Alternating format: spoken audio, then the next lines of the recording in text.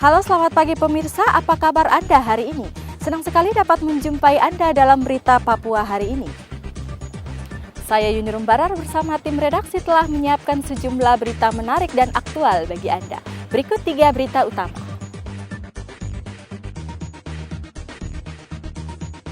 Penjual makanan ringan merugi karena minyak goreng mahal. Inspeksi mendadak ke pos lintas batas negara Skou Jayapura, Deputi 2 BNPB temukan pasar tak terurus. Kasus COVID-19 di Merauke tersisa 4 orang.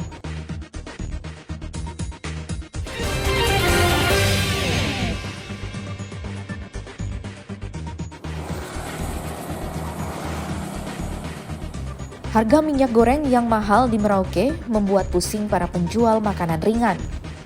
Mereka harus memutar otak untuk tetap berjualan agar tidak kehilangan pelanggan. Sucianto, yang setiap hari mangkal di depan gedung olahraga Hiatsai, mengaku terpaksa memperkecil ukuran kue dan gorengan agar tetap bisa mendapat keuntungan. Tuh 2 bulan lalu harga berapa minyaknya belinya, Pak? Kurang lebih waktu 2 bulan yang lalu 12.000 per liter. Sekarang berapa ini, Pak? Sekarang kurang lebih 22.000 per liter atau satu karton lebih murni 340 kan sekarang. Cukup harganya. hampir 2 kali lipat ya harganya, Pak ya. Hampir. Pak, bagaimana Bapak mensiasati untuk bisa dapat keuntungan, Pak, dengan jualan gorengan ini? Yang pertama ya kita siasati dengan cara memperkecil per buah kuenya diperkecil. Terus ya sekarang ini kan daya beli masyarakat kan berkurang ya. Untuk mengurangi resiko ya kita bikin sedikit-sedikit dulu untuk siasat ini. Pak Sujianto setiap harinya perlu berapa liter, Pak, untuk menggoreng ini, Pak? Kurang lebih 10 liter aja saya. Kurang lebih 10 liter per hari. Per hari, Pak ya. Hal yang sama juga dialami Endang. Setiap hari ia memerlukan 10 liter minyak goreng untuk memasak nasi kuning. Ia harus mencari akal agar tidak rugi akibat harga minyak goreng yang semakin mahal. Bagaimana harga minyak yang 2 bulan lalu, Ibu? Yang kemarin itu masih 12.000, sekarang sudah 22.000. Nah, ini kan mahal minyaknya. Lalu bagaimana dengan keuntungan Ibu di warung ini? Ya, yang penting ada sedikit-sedikit daripada nganggur kan kita tidak dapat penghasilan. Gitu. Tapi yang jelas keuntungannya berkurang ya? Iya sih. Sampai berapa persen itu, Bu? Ya, kurang lebih 20% lah. 20% ya? Iya. Ibu menggunakan minyak goreng per hari berapa liter, Ibu? 10 liter. Harga minyak goreng diperkirakan akan terus naik akibat biaya pengiriman yang mahal. Muhammad Ridwan melaporkan dari Merauke, Papua. Dari yang pasti-pasti.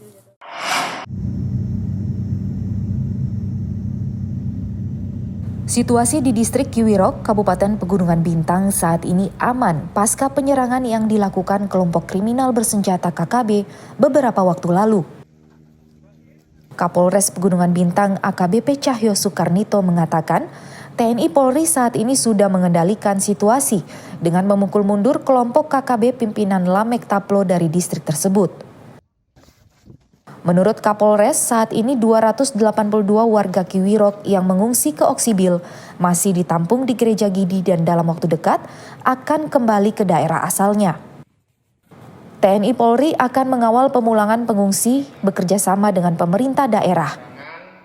Pemerintah daerah Kabupaten Pegunungan Bintang telah mengambil langkah-langkah mengupayakan untuk pengungsi kembali ke distrik atau tempat masing-masing. Termasuk kemarin Bapak Bupati beserta Forkompinda dan OPD telah bertemu langsung dengan para pengungsi, melakukan audiens, dan Pak Bupati menyampaikan akan memfasilitasi untuk pengungsi dapat kembali ke distrik, akan bersinergi dengan pemerintah daerah untuk memberikan jaminan keamanan termasuk dalam pengembalian pengungsi nantinya. Untuk TNI Polri sendiri senantiasa meningkatkan kewaspadaan sekaligus mengantisipasi pergerakan-pergerakan kelompok KKB. Situasi keamanan di distrik Kiwirok terganggu sejak 13 September lalu. Kelompok kriminal bersenjata membakar sejumlah fasilitas umum seperti puskesmas, sekolah hingga kantor bank. Dalam insiden tersebut, seorang tenaga medis Suster Gabriela Melani dan prajurit TNI Satgas Pamtas Yonif 403 Pratu Ida Bagus Putu meninggal dunia. Ratusan personil gabungan TNI Polri terus berpatroli untuk mengantisipasi teror KKB. Hendra melaporkan dari Jayapura, Papua. Seorang pemuda dikeroyok sekelompok orang di Jalan Patimura, Timika, Kamis kemarin. Sejumlah orang mengejar korban bernama Richard dengan senjata tajam. Korban yang ketakutan berusaha melarikan diri keluar dari rumah, namun warga sudah menghadang. Beruntung datang aparat keamanan yang kemudian melepaskan tembakan untuk membubarkan massa. Korban akhirnya selamat dan langsung dilarikan ke Rumah Sakit Umum Timika akibat luka di sejumlah tubuhnya. Belum diketahui pasti penyebab pengeroyokan, namun diduga buntut dari permasalahan rumah tangga. Dari Timika, Papua, Igo Batmomolin melaporkan.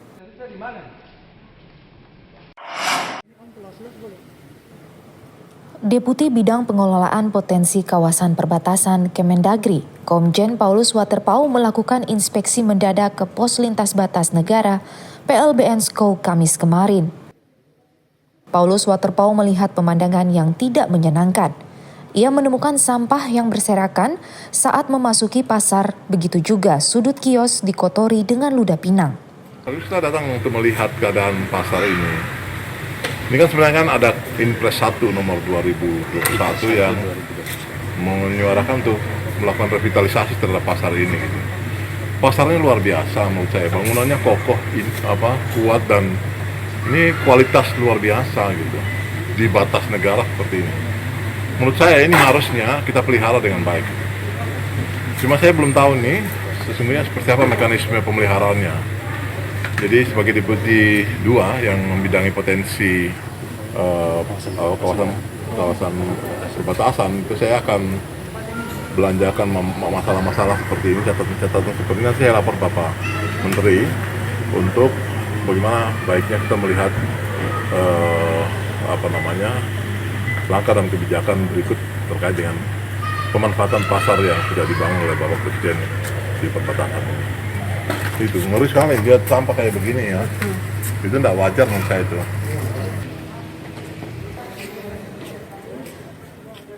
Waterpauw langsung berkoordinasi dengan Pemprov Papua untuk menata dan membersihkan pasar. Sementara itu pedagang pasar tidak menyia-nyiakan kesempatan, langsung menyampaikan keluhan. 1-2 orang yang masuk tiap hari. Orang kampung yang dekat-dekat sini saja. Yang belanja ya? Omsetnya gimana? Omsetnya menurun sekali. Menurun dari sebelum pandemi ya? Iya, sebelum pandemi. Biasa dapat berapa kalau sebelum pandemi itu? Pokoknya menurunnya sekitar 80% lah. 80% ya? Oke. Yang biasa kita dapat sebelum pandemi. Ya. Harapannya mungkin Pak untuk pemerintah daerah ini? Harapannya mudah-mudahan cepat pulih seperti dulu lah. Dan dibuka lagi ya, biar rame lagi ya? Rame dalam satu hari itu bisa dapat sampai 1 juta atau 2 juta. Iya, 1 hari ya? Iya.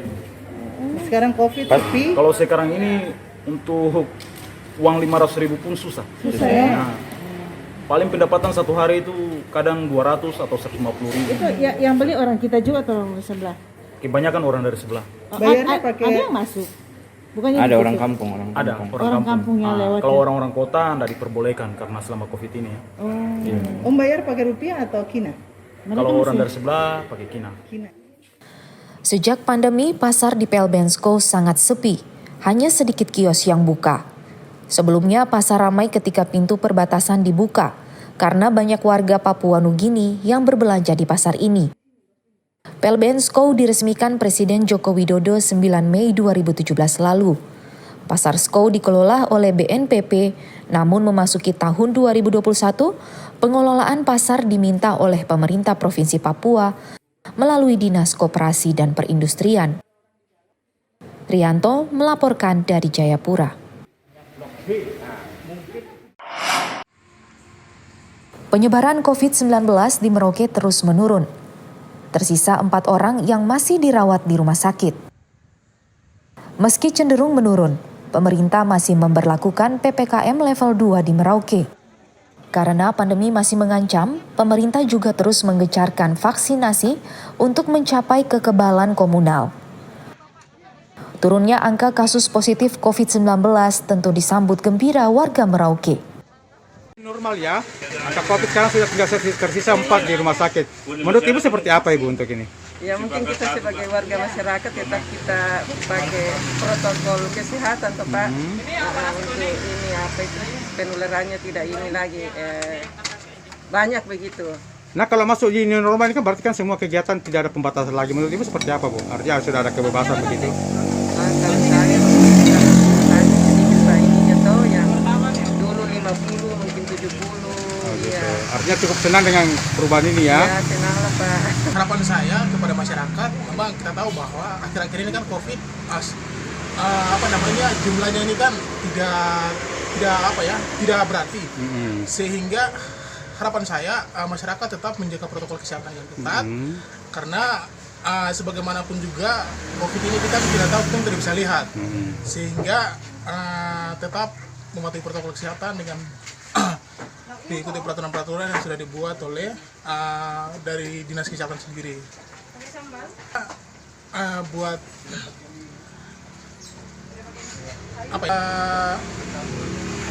seluruh masyarakat tetap mengikuti imbauan dari Dinas Kesehatan dan juga dari pihak manapun yang turut membantu untuk mengikuti partisipasi dalam menjaga penyebaran COVID-19 ini di Kota Merauke. Pemda Merauke tetap meminta warga menerapkan protokol kesehatan secara ketat karena dikhawatirkan terjadi gelombang baru COVID-19 yang saat ini sudah merebak di sejumlah negara. Muhammad Ridwan melaporkan dari Merauke.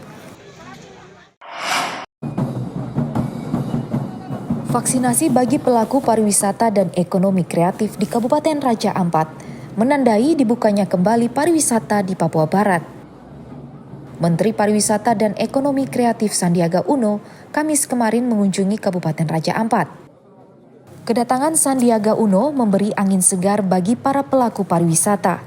Karena 1,5 tahun pariwisata di Raja Ampat terhenti akibat pandemi COVID-19.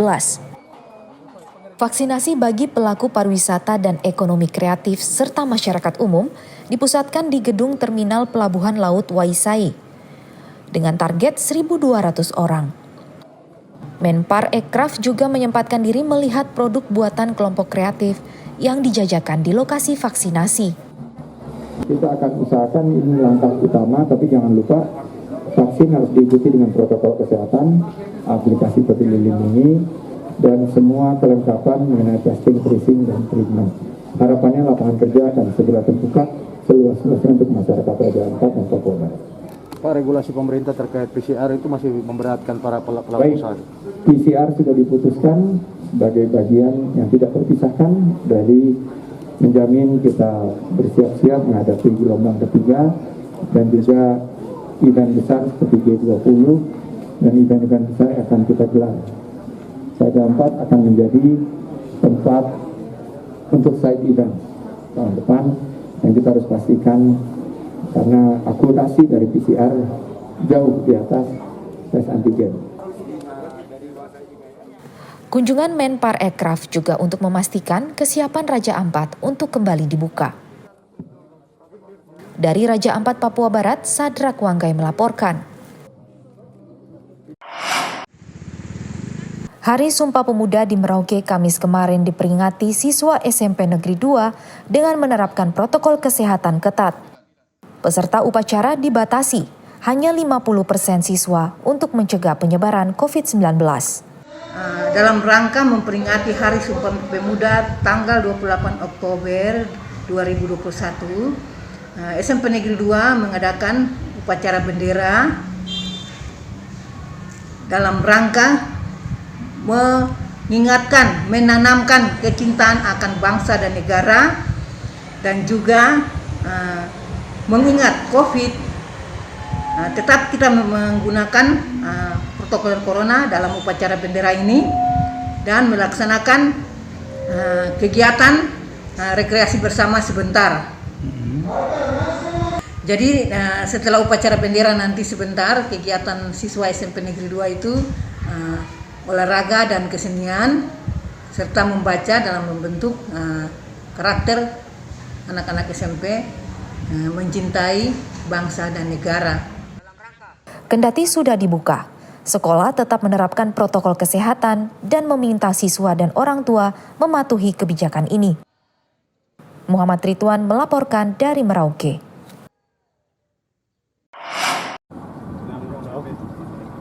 Kampung Wisata Arborek masuk nominasi 50 Desa Wisata Indonesia Bangkit. Kampung yang terletak di distrik Meos Mansar, Kabupaten Raja Ampat, dikenal sebagai salah satu objek wisata premium berjuluk surga dunia bawah karena menawarkan kearifan lokal serta keindahan bawah laut yang mempesona. Nominasi Arborek membangkitkan kembali gairah pariwisata di Raja Ampat yang terpukul akibat pandemi. Kabar gembira ini disampaikan Menteri Pariwisata dan Ekonomi Kreatif Sandiaga Salahuddin Uno yang mengunjungi Kampung Arborek Kamis kemarin. Ini merupakan kunjungan pertama Sandiaga Uno ke Desa Arborek. Ia disambut prosesi adat Mansorandak. Saya lihatnya justru banyak kelebihannya, Pak. Tidak ada kekurangan. Lebih semua. Mantap. Insya Allah balik lagi ke sini. Tidak terlalu lama lagi. Amin. Amin. Kita lihat ekonomi kreatif tadi mama sudah buat anyaman, juga ada kulinernya. Terus tadi saya beli gelang itu berkualitas juga, dan beberapa produk-produk ekonomi kreatif. Tentunya kami menyadari bahwa wisata di Raja Ampat itu yang memiliki kualitas tinggi, dan yang berkualitas biasanya kan memang memiliki nilai tambah, dan juga kita memang menjauhi mass tourism. Jadi di sini saya tadi sama Arno di guide melihat bagaimana terumbu karang, dan ini membuka peluang kerja dan gerak ekonomi untuk masyarakat di Raja Ampat dan Papua Barat. Tapi perlu kita sampaikan kepada wisatawan. Baru saja saya menerima WA, wah kalau seperti itu Raja Ampat paketnya lebih mahal daripada ke negara ABC. Saya bilang kan kita sekarang kampanye bangga berwisata hashtag di Indonesia aja. Jadi inilah yang terbaik di Indonesia. Jadi orang luar negeri aja berbondong-bondong ke sini, masa kita nggak ke Raja Ampat? Perbedaan biaya sedikit bisa diakali tentunya dengan kegiatan-kegiatan yang menyentuh ekonomi masyarakat, ekonomi pesisir, wisata bahari. Jadi menurut saya memang ini pengalamannya, karena kita nggak bisa, kualitas itu memang ini, kualitas itu ngobrol. Jadi kalau yang kualitasnya baik, alhamdulillah masih terus diminati, dan Raja Ampat punya peringkat yang tinggi dari destinasi wisata yang sangat diminati pasca pandemi. Menpar Ekraf juga meresmikan Gapura Selamat Datang serta meninjau kelompok ekonomi kreatif di Kampung Arborek serta menyempatkan diri diving dan menikmati keindahan alam. Dari Raja Ampat, Papua Barat, Sadrak Wanggai melaporkan.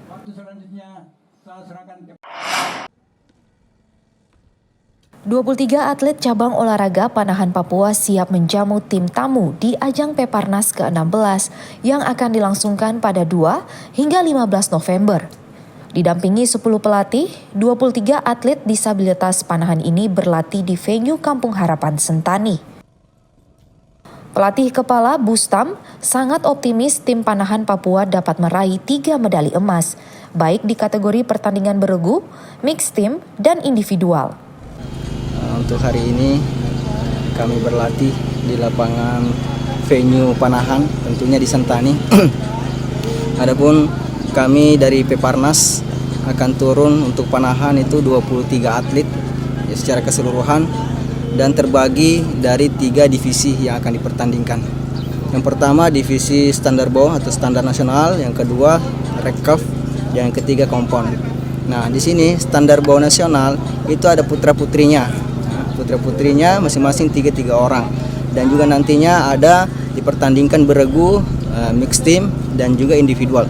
Nah, itu dari paparan kami untuk divisinya ya, divisinya. Begitupun recurve dan kompon. Dan juga ada tambahan untuk Peparnas, untuk NPC khususnya itu ada kelas W1 atau kursi roda khusus. Ya, itu dipertandingkan untuk kompon. Untuk khusus W1-nya. Ya. Baik, dan juga untuk atlet-atlet kita sekarang NPC kita dipusatkan di Hotel Horek Sentani. Untuk pelatihannya kita sudah hampir 2 tahun ya kita mempersiapkan. Kami sempat latihan TC di Solo ya, kurang lebih 9 bulan di sana ya, TC-nya di Solo, dan kita kembali ditempatkan di Papua untuk supaya lebih dekat tentunya, dan juga bisa ngetes langsung venue yang akan nanti dipakai untuk pertandingan. Untuk atlet akan mendapatkan 3 emas yang kami perjuangkan. Kita dibebani untuk mendapatkan 3 emas nantinya. Mudah-mudahan lebih ya, bisa meleset. Mudah-mudahan bisa melesetnya lebih dari apa yang diberikan kepada kami sebagai target. Tentunya kami berterima kasih kepada Ketua NPC Papua yang telah memberikan fasilitas yang begitu lengkap kepada kami, peralatan dan lain-lain, sehingga kami bisa berlatih dengan baik. Tentunya harapan kami mudah-mudahan bisa juara untuk memperoleh medali emas lebih banyak lagi. Tentunya mudah-mudahan atlet NPC tentunya tentang bonus ya tentunya ya, untuk medali emas, 1 medali emas di PON itu kan dihargai 1 M. Kita berharap juga disamakanlah sama dengan kami yang Paralimpik ya, yang berkebutuhan khusus, tidak ada kesenjangan ya, tidak ada kesenjangan. Kalau PON yang normal diberikan 1 M, setidaknya kami juga disamaratakan sehingga ada kesetaraan antara yang normal dengan yang tidak normal, sehingga ada keadilan. Untuk memotivasi tim, Bustam berharap perhatian dari pemerintah daerah dengan memberikan bonus sebesar 1 miliar rupiah, seperti atlet yang berhasil meraih prestasi di ajang PON ke-20 lalu. Epen Kataren melaporkan dari Jayapura.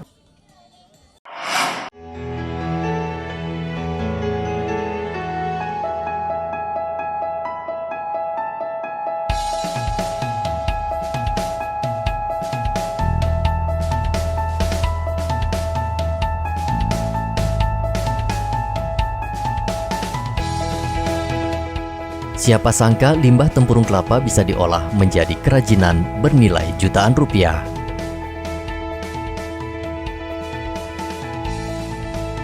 Hal itulah yang dilakukan oleh kelompok usaha Kobek Milenial Papua yang diinisiasi oleh sosok inspiratif yang juga merupakan warga asli Papua yang telah lama menggeluti kerajinan daur ulang sampah.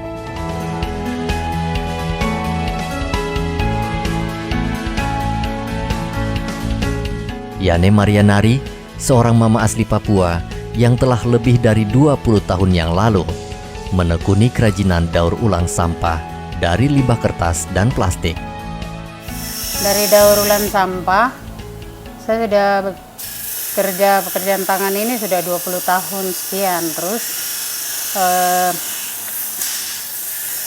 sampai karena pekerjaan daur ulang itu sudah banyak orang yang kerjakan, saya beralih ke tempurung kelapa.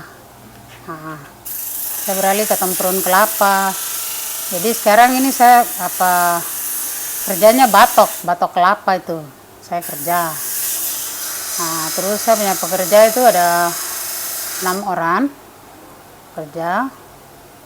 Kita kerja itu sudah 20 tahun lah. Dari pekerjaan itu saya punya anak 5 orang, laki-laki 1, perempuan 4. Semua dengan hasil pekerjaan tangan ini sampai semua tamat SMA. Ada 1 yang sarjana. Dari sinilah Pertamina Nomor 8 Papua memanfaatkan dana CSR mereka. Kemudian melihat potensi dan bakat yang dimiliki oleh Mama Yane dan anggota kelompoknya dapat diberdayakan untuk membuat produk yang bernilai dari limbah tempurung kelapa. Nenek dua orang cucu ini bergelut pada limbah sampah, mulai dari limbah sampah kertas, plastik, hingga kini menggeluti limbah sampah dari tempurung kelapa. Limbah dari tempurung kelapa ia daur ulang menjadi sejumlah kerajinan, mulai dari lampu hias, peralatan makan dan minum, pernak-pernik hiasan rumah tangga, hingga jepit rambut dan anting-anting. Sampai sekarang jadi kerja batok kelapa itu bermacam-macam.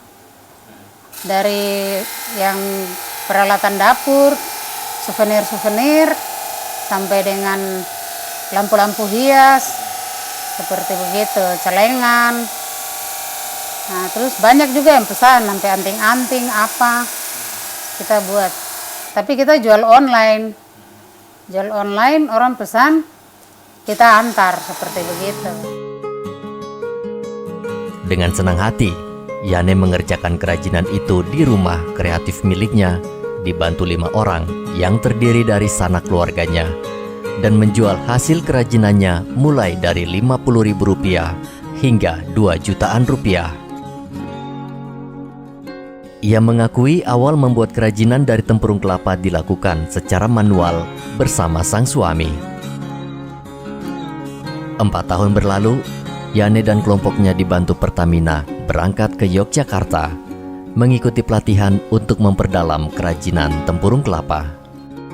Kalau di Papua sini kan saya pikir belum ada banyak orang kerja-kerja kayak begini. Mungkin 1-2 orang yang punya pekerjaan ini tapi manual.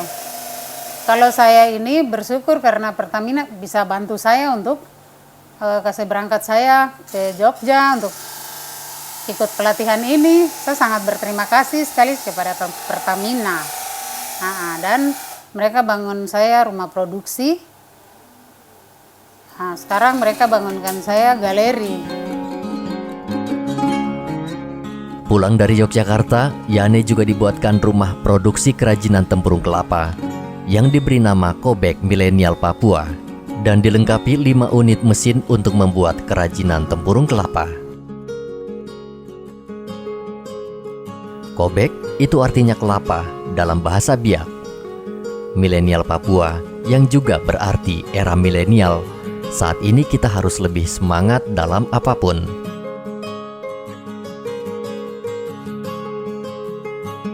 Kobek Milenial Papua baru berjalan 2 tahun, namun telah banyak ilmu yang Yane ajarkan kepada kerabat dan tetangga di sekitar rumahnya untuk memulai kerajinan ini.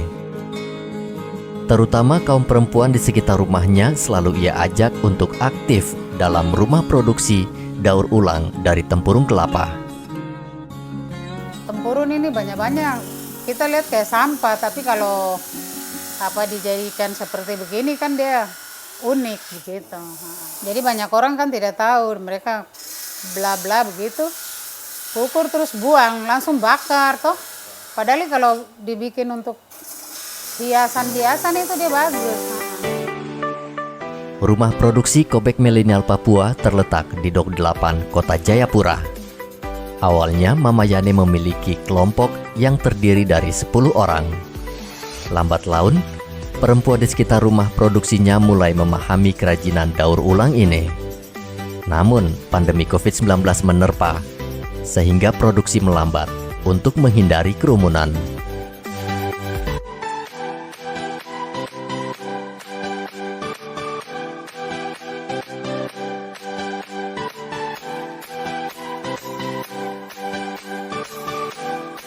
Mama Yane tak putus asa, ia ingin membuktikan bahwa ia mampu dan bisa menciptakan lapangan kerja dengan usaha yang digelutinya.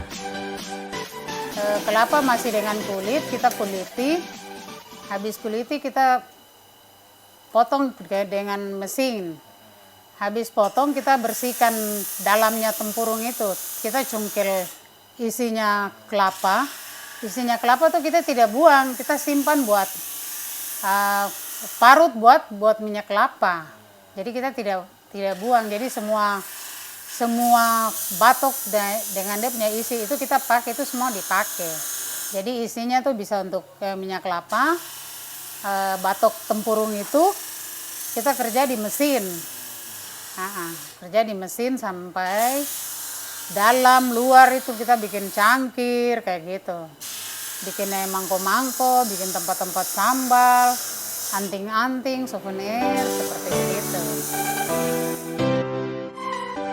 Saat ini, rumah produksi Kobek Milenial Papua dikerjakan lebih dari 5 orang yang terdiri dari anak dan sanak keluarga Mama Yane.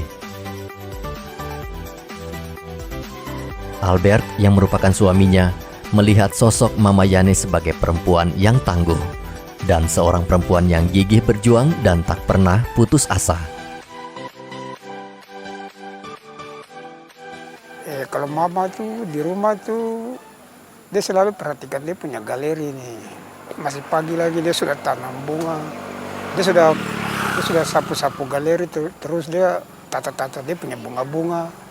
Terus dia bawa batu kelapa dari ruang produksi baru dia taruh di punya galeri. Ya memang mama tuh setiap pagi saja tuh dia malah dia kasih keluar kasih tinggal memasak, tapi dia selalu kerja bunga, terus batu-batu kelapa tuh dia selalu kerja. Nanti dia kerja dulu baru nanti dia masak. Walaupun belum ada gerai khusus bagi rumah produksi Kobek Milenial Papua, namun kerajinan Mama Yane dikenal dari mulut ke mulut dan juga lewat telepon melalui pembelinya. Yang sudah jadi itu saya jual dulu, saya jual lewat online.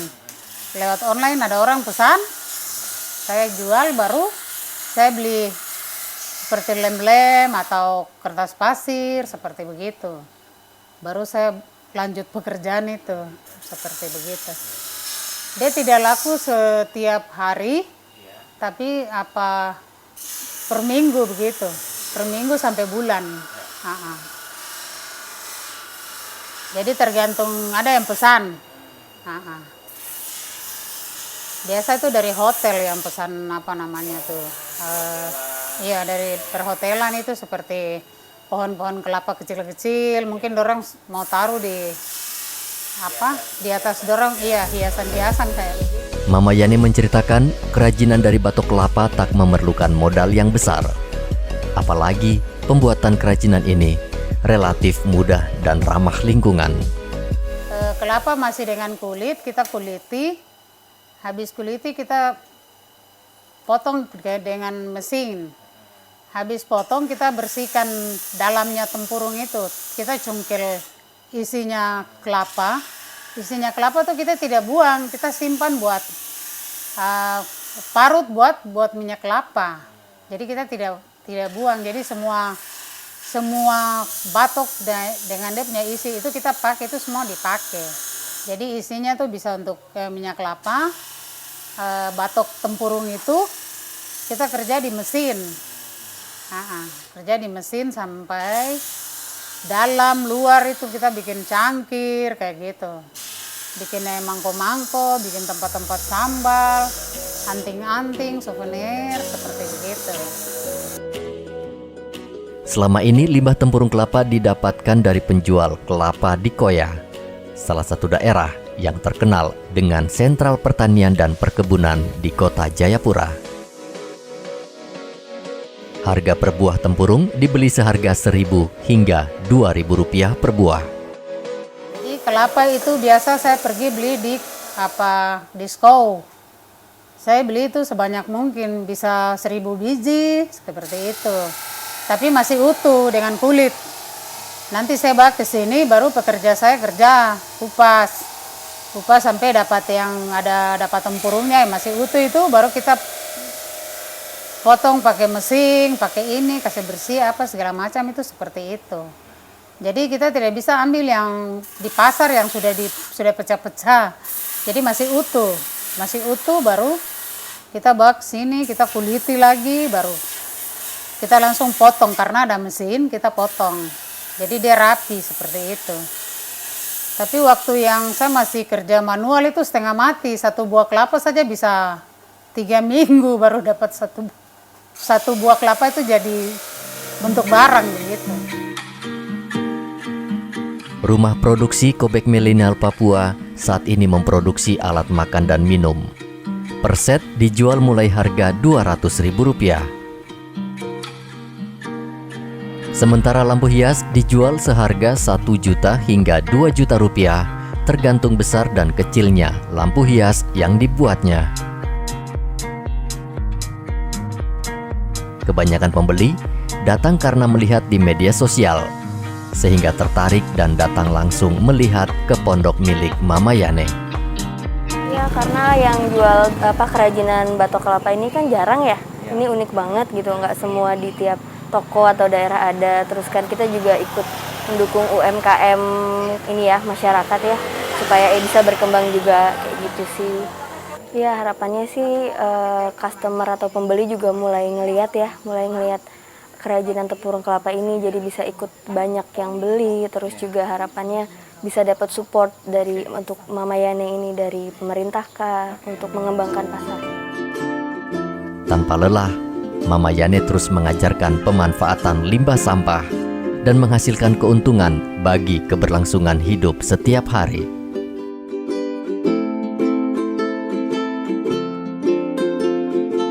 Hasil kerja keras Mama Yane berbuah manis. Rumah produksi Kobek Milenial juga berhasil memproduksi cenderamata dan dijual saat PON Papua. Rian Tonai melaporkan dari Jayapura, Papua.